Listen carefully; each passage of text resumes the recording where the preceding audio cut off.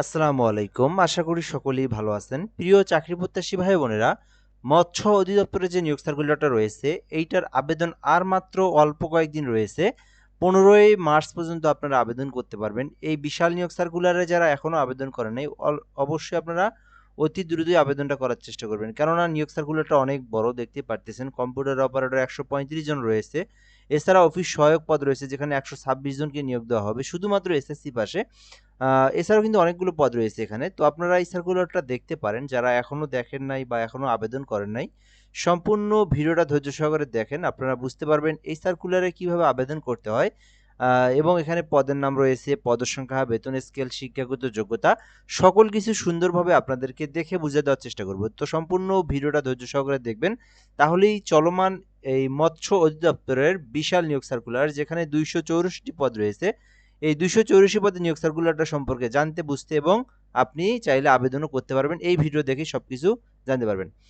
আর আমাদের চ্যানেলে আপনি নতুন হয়ে থাকলে অবশ্যই চ্যানেলটিতে সাবস্ক্রাইব করে রাখবেন। আমরা কিন্তু বাংলাদেশের সকল সরকারি নিয়োগ সার্কুলারগুলো এই চ্যানেলে আপলোড দিয়ে থাকি। তো আপনি একজন চাকরি প্রত্যাশী হয়ে থাকলে অবশ্যই আমাদের চ্যানেলটিতে সাবস্ক্রাইব করে আমাদের সঙ্গে যুক্ত থাকবেন।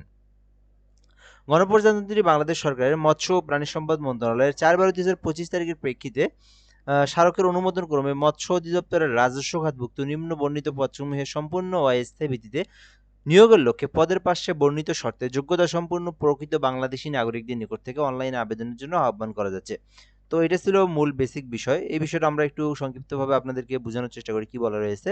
তো এটা কিন্তু মৎস্য অধিদপ্তরের একটা নিয়োগ সার্কুলার, যেটা কিন্তু রাজস্ব খাতভুক্ত নিয়োগ সার্কুলার, দেখতে পারতেছেন।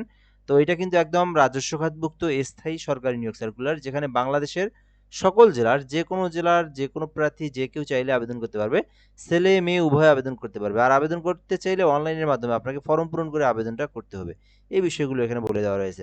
তো ১ নম্বর পদ রয়েছে হ্যাচারি সহকারী, যেখানে ১৬ গ্রেডে ৫টি পদ রয়েছে। আপনি চাইলে হ্যাচারি সহকারী আবেদন করতে পারেন এই ১৬ গ্রেডের। তো এক্ষেত্রে শিক্ষাগত যোগ্যতা চাওয়া হয়েছে যেকোনো স্বীকৃতি বোর্ড হইতে জীববিজ্ঞান বিষয় সহ বিজ্ঞান বিভাগের ন্যূনতম মাধ্যমিক স্কুল সার্টিফিকেট, এসএসসি বা সমমান পরীক্ষায় উত্তীর্ণ সহ কোনো স্বীকৃতি বোর্ড হইতে মৎস্য বিষয় ডিপ্লোমা। অর্থাৎ হ্যাচারি সহকারী পদে আবেদন করতে ফার্স্ট অফ অল আপনাকে সায়েন্স থেকে এসএসসি পাস করতে হবে। অবশ্যই যে বায়োলজি যেন সাবজেক্ট থাকে, এটা তো থাকবেই, স্বাভাবিক বিষয়। বাট অবশ্যই এসএসসি সায়েন্স থাকতে হবে। আরেকটা বিষয় বলা রয়েছে, যারা এসএসসির পর যারা ডিপ্লোমা করছেন ফিশারিজ নিয়ে, অর্থাৎ মৎস্য বিষয় নিয়ে যারা ডিপ্লোমা কমপ্লিট করছেন, তারা আবেদন করতে পারবে। ২ নম্বর যে পদ রয়েছে ভান্ডার রক্ষক, এটাও কিন্তু ১৬ গ্রেড, এখানেও ২টি পদ রয়েছে। ভান্ডার রক্ষক পদে আবেদন করতে আপনার শিক্ষাগত যোগ্যতা প্রয়োজন উচ্চ মাধ্যমিক সার্টিফিকেট, অর্থাৎ এইচএসসি পাশে আবেদন করতে পারবেন।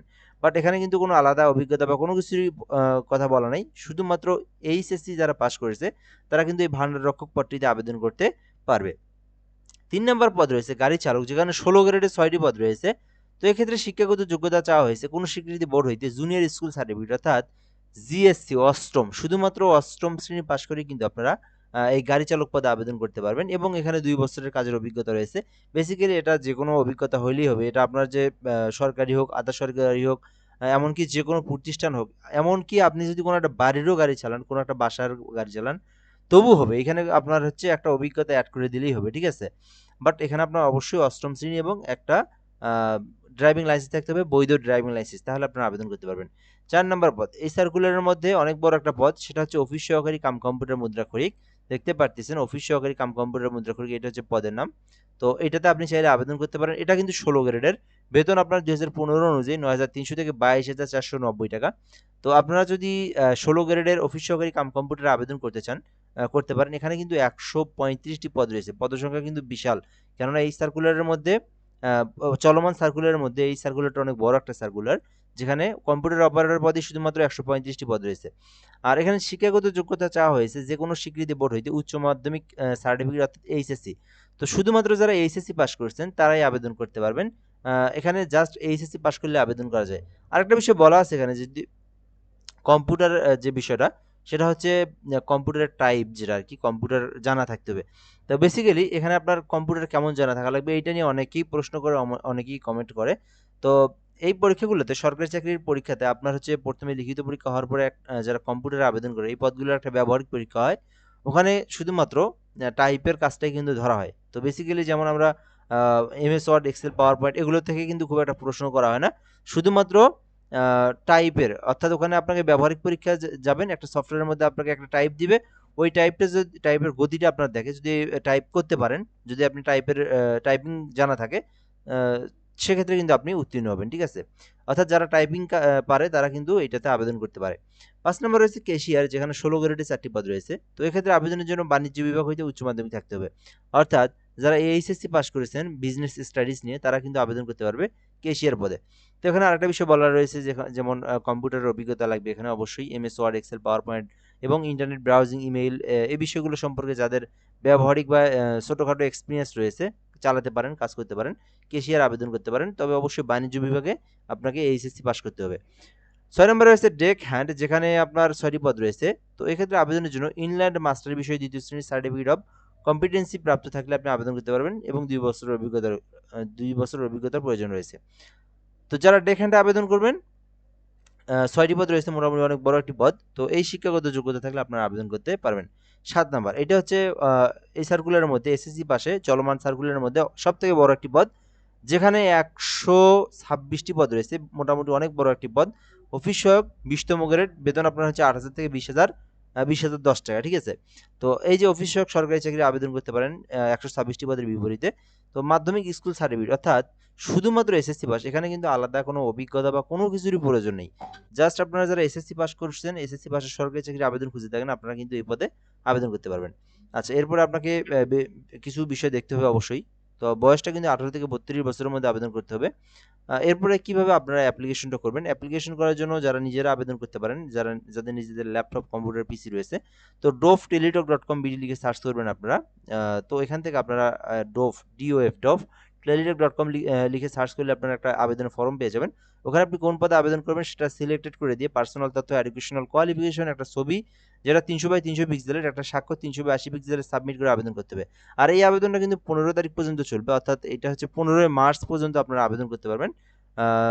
এরপরে যে বিষয়টা সেটা হচ্ছে আপনাকে এই যে এই লিঙ্কে প্রবেশ করে আপনাকে অ্যাপ্লিকেশন করে আপনাকে আবেদনটা সাবমিট করতে হবে। সাবমিট করার পরে আপনাদেরকে ফি জমা দিতে হবে।